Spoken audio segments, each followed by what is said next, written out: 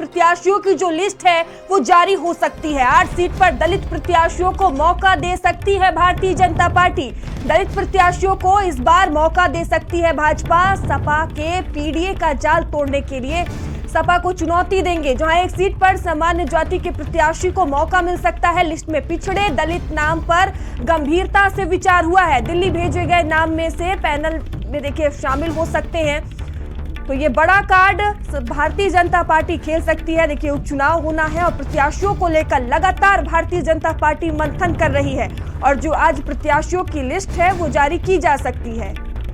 और इस खबर पर अधिक जानकारी के साथ संदीप हमसे जुड़ चुके हैं। संदीप, भारतीय जनता पार्टी आज प्रत्याशियों की लिस्ट जारी कर सकती है, किन बातों का खास ध्यान रखा जाएगा?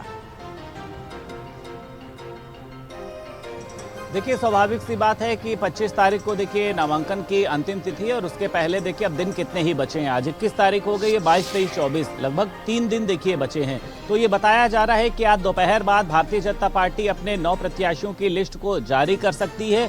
और दिल्ली में इस समय एक बैठक चल रही है। बैठक किनके साथ चल रही है? जो सहयोगी दल के लोग हैं। संजय निषाद देखिए वहां पर मौजूद हैं। निषाद पार्टी के देखिए राष्ट्रीय अध्यक्ष हैं और भी जो अन्य लोग हैं वो वहां पर मौजूद हैं। क्योंकि देखिए प्रदेश लेवल की एक बैठक है और उसके बाद अब केंद्रीय स्तर पर एक बैठक हो रही है। और आज की जो देखिए एक बैठक है उसमें ये सीटों को लेकर चर्चा की जा रही है कि दलितों को कहाँ, क्योंकि दलितों के नामों की लिस्ट तो यहाँ से भेजी जा चुकी है और 9 सीटों पर जो फैक्टर है वो भी दलितों का फैक्टर है। आपने ये भी देखा होगा कि इस बार सभी राजनीतिक पार्टियों का जो मुख्य फोकस है वो दलितों के ऊपर है।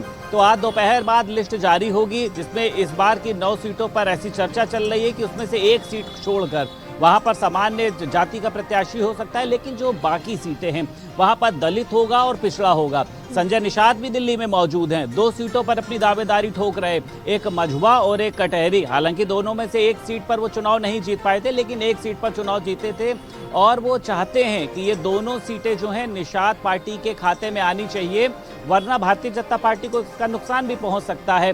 परसों जब उनसे बात हुई तो उन्होंने सुबह बड़ी बैठक बुलाई थी, हाई प्रोफाइल बैठक, विधायक भी थे, कार्यकर्ता भी थे। चलिए ठीक है, धन्यवाद संदीप आपका जानकारियों के लिए। और चलिए आगे बढ़ते हैं।